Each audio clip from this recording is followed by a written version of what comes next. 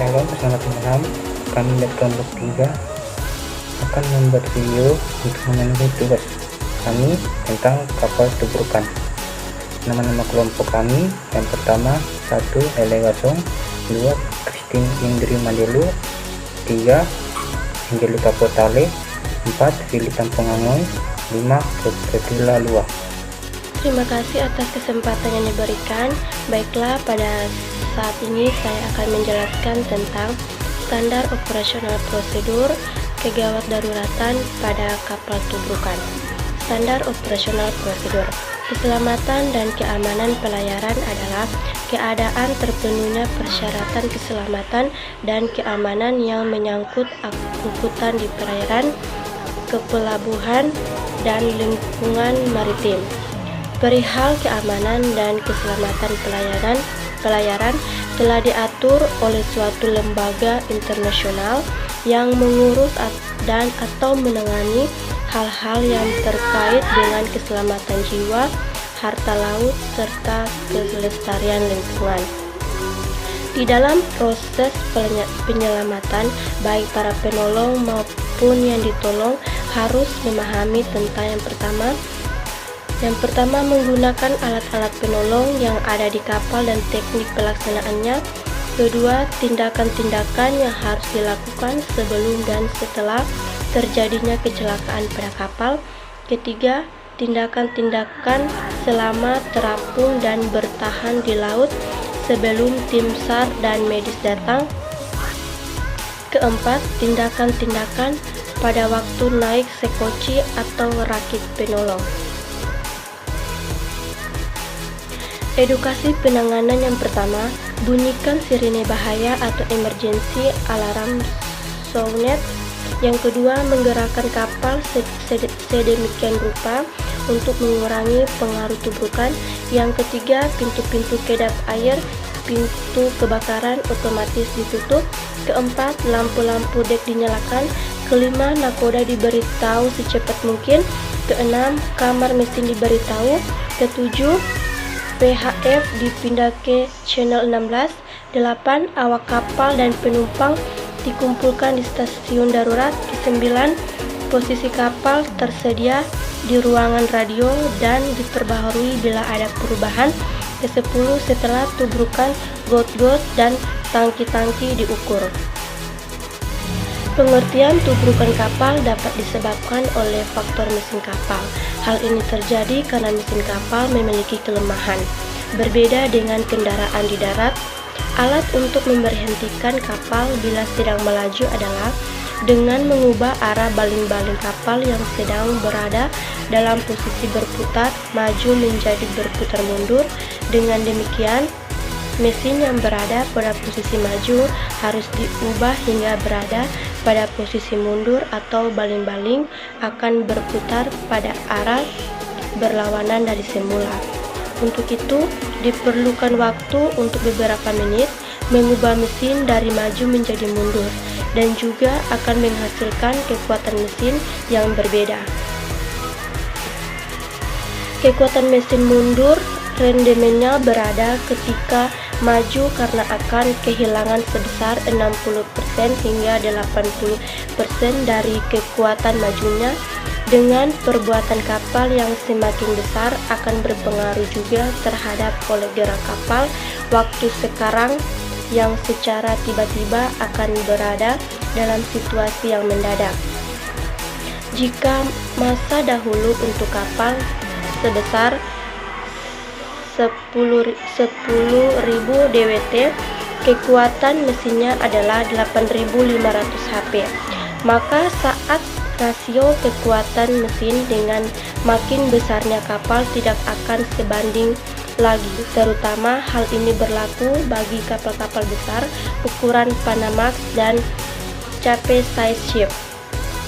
Oleh karena kapal dilajukan dan diberhentikan secara tiba-tiba, kekuatan memberhentikannya hanya tergantung dari kekuatan memundurkan mesin saja. Namun dengan massa kapal yang lebih besar dan dengan muatan penuh, dapat diperkirakan bahwa kapal akan dapat meluncur sebanyak 3 hingga 10 kali dari panjangnya kapal atau lebih sebelum dapat berhenti. Jarak berhenti kapal tergantung dari banyak faktor, terutama pada kapal yang bermuatan penuh. Maka jarak berhenti boleh dikatakan adalah 2 kali jarak berhenti kapal sewaktu muatan kosong. Daya kekuatan mesin juga sangat berpengaruh jarak berhenti kapal. Bila daya kekuatan mesin dapat dilipatkan 2 kali kekuatannya, maka jarak berhenti kapal akan separuhnya, hingga bila kapal jalan tidak dengan kecepatan penuh, maka jarak berhentinya akan lebih pendek. Jarak berhenti kapal boleh dikatakan sebanding dengan pangkat 2 dari laju kapal pada kecepatan penuh. Jika kapal mempunyai kecepatan 10 mil dan di dalam kabut terpaksa dengan 5 mil, maka jarak berhenti kapal adalah 5 pangkat 2 per 10 pangkat 2 sama dengan 1/4 dari daya bila kapal berlayar dengan kecepatan penuh. Dengan bertambahnya ramainya lalu lintas di laut, mudah sekali bagi sebuah kapal untuk terkena musibah, sehingga setiap kapal sudah harus bersiap untuk menanggulanginya, termasuk harus diperkuat dengan bukti bahwa kapal telah melakukan segala upaya agar hal ini tidak terjadi. Dan pengenalan pertama yang paling mendasar adalah terkait dengan permesinan kapal, terutama kekuatannya, karena akan berhubungan dengan kecepatan maupun daya berhenti kapal.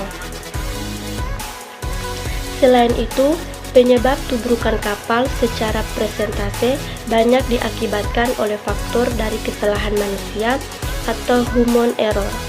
Dan di dalam kaitan International Safety Management atau ISM, kode suatu ketentuan yang mengatur sistem manajemen keselamatan kapal, disebutkan bahwa selain dari faktor internal kapal seperti sistem kemudi dan propulsi kapal, sistem bernavigasi, kondisi muatan, struktur bangunan kapal yang terkait dengan stabilitas kapal, dan faktor eksternal kapal seperti kondisi cuaca, kondisi alur atau trafik, maupun pelabuhan, kapal atau bangunan lain yang berada di perairan, juga menyumbang kondisi unsafety dalam pelayaran yang dapat mengakibatkan kecelakaan kapal. Terkait dengan faktor human error ini, setiap keputusan yang diambil oleh nakoda dan ABK atau anak buah kapal lainnya dalam melayarkan kapal akan selalu berhadapan dengan risiko yang berarti beban kerugian yang diakibatkan karena suatu peristiwa di luar kesalahannya. Pendapat lain, risiko adalah suatu kondisi yang mengandung kemungkinan terjadinya penyimpangan yang lebih buruk dari hasil yang diharapkan. Dan pada kecelakaan kapal, khususnya tubrukan kapal yang terjadi di perairan di Indonesia, banyak menyisakan persoalan-persoalan yang langsung maupun tidak langsung dapat merugikan secara finansial yang tidak saja pemilik kapal atau operator kapal, tetapi juga pihak kapal lain seperti pemilik muatan, ABK, bahkan masyarakat sekitar pantai yang dapat terkena dampak dari kecelakaan kapal tersebut.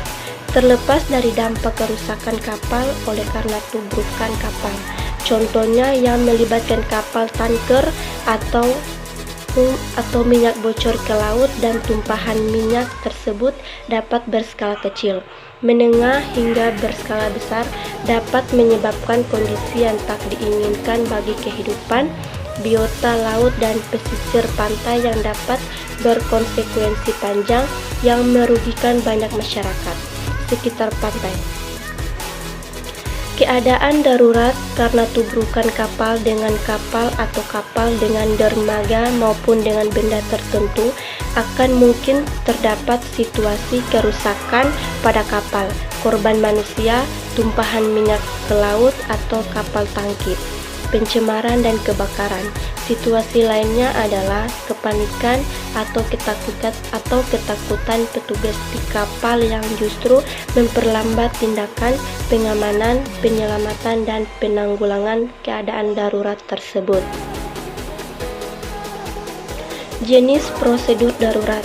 Jenis prosedur keadaan darurat yang pertama, prosedur intern atau lokal. Ini merupakan pedoman pelaksanaan untuk masing-masing bagian atau departemen dengan pengertian keadaan darurat yang terjadi masih dapat diatasi oleh bagian-bagian yang bersangkutan tanpa melibatkan kapal-kapal atau usaha pelabuhan setempat. Kedua, prosedur umum merupakan pedoman perusahaan secara keseluruhan dan telah menyangkut keadaan darurat yang cukup besar atau paling tidak dapat membahayakan kapal-kapal lain atau dermaga atau terminal. Dari segi penanggulangannya diperlukan pengerahan tenaga yang banyak